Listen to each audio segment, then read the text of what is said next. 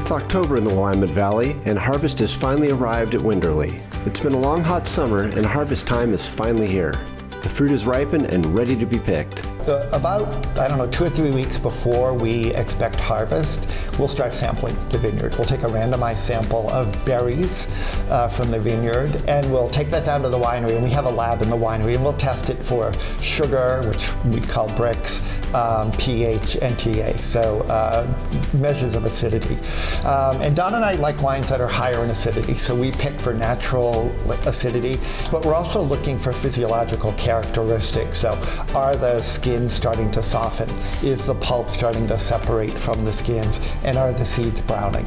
In addition, we'll taste. So as we're sampling the vineyard, we'll take a berry or two along the way, and we'll taste it to see how if we feel like the flavors and aroma compounds are ready. Across the vineyard, there are 7 different selections of Pinot Noir and 4 selections of Chardonnay. They all ripen at different times. In addition, the picking decision depends upon what wine we plan to use it for. So we'll look for less ripe fruit for rosé, for example, than we will for the Winderlea Vineyard Pinot Noir.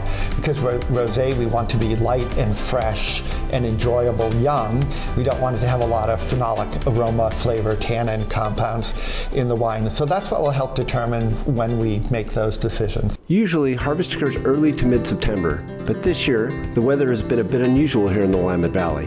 Bud break occurred in mid-April as usual, but then shortly after bud break, the Willamette Valley was hit with a frost that threatened the 2022 vintage.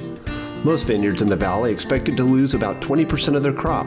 On top of that, spring was long and continued to be wet well into the first week of July. Then, almost immediately, summer kicked in with a record 31 days over 90 degrees, with virtually no rain through October.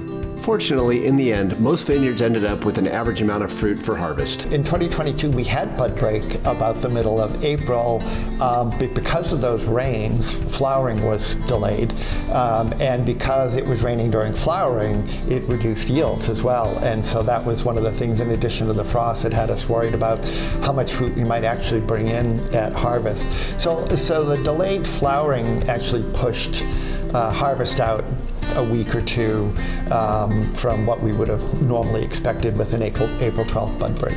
In terms of heat, over the course of the entire growing season, it was pretty average, right?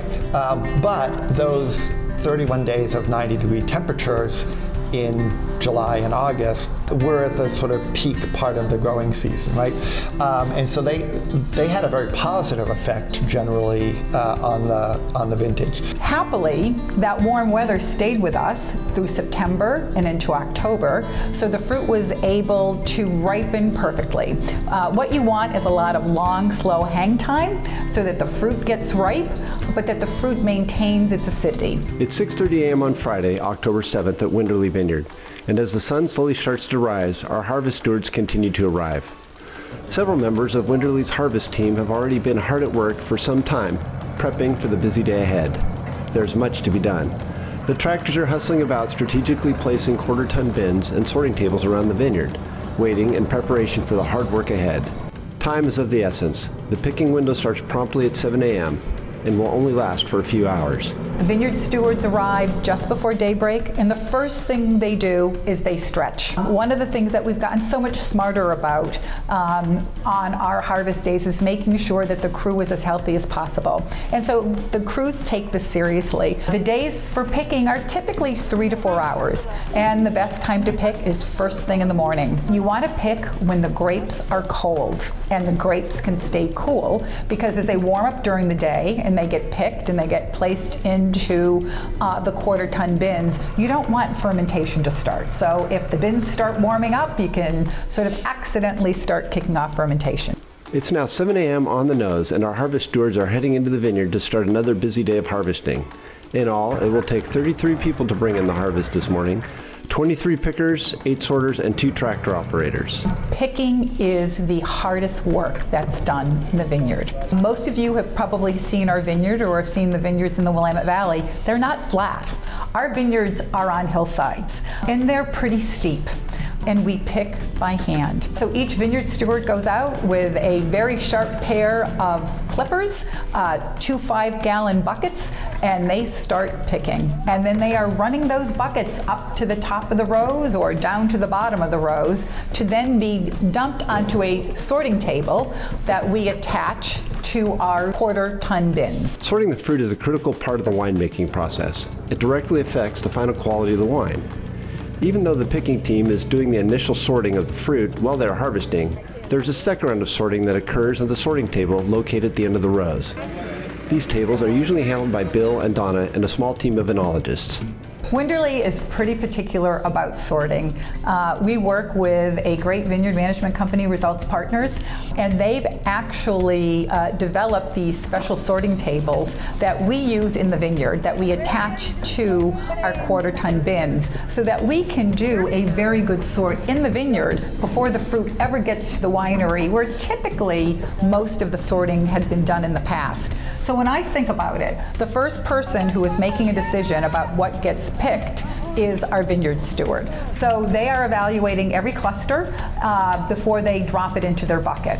And they do that based on our instructions. So some years there might have been some sort of disease pressure and we're looking for botrytis. So we'll say, be really careful and try not to pick anything that has any obvious botrytis on it. Here's some botrytis. Now, when you find botrytis, you might think it just affects a few grapes in the bunch, but if you dig out into that cluster, you can find it all the way around throughout the berries. And so it really does impact a whole cluster when you find it on a cluster. Right, Donna? Absolutely, and that's why I'm a very vigorous sorter. So if I see it, and here's a bad one, I just toss it. Other years where the fruit did not evenly ripen, and we'll say, try not to pick those. Now here's an example of fruit that we're pulling that's underripe. They may look like pretty grapes, or actually pretty nice clusters, but you can tell they are not ripe. This is a ripe grape. The reason we do the second sort is, they're working fast because this is where they make their money for the season. And in addition, they're not necessarily going to see the backside of the cluster. And so if there's something on the backside of the cluster, they might have missed it. So when they bring it up to the sorting bins, then we get another chance to look at it. Amazingly, this hardworking team has spent the last 3.5 hours scrambling up and down rows, pulling fruit, sorting out the bad clusters, and transporting about 13 tons of Pinot Noir off approximately 5.5 acres here at the Winderlea Vineyard site.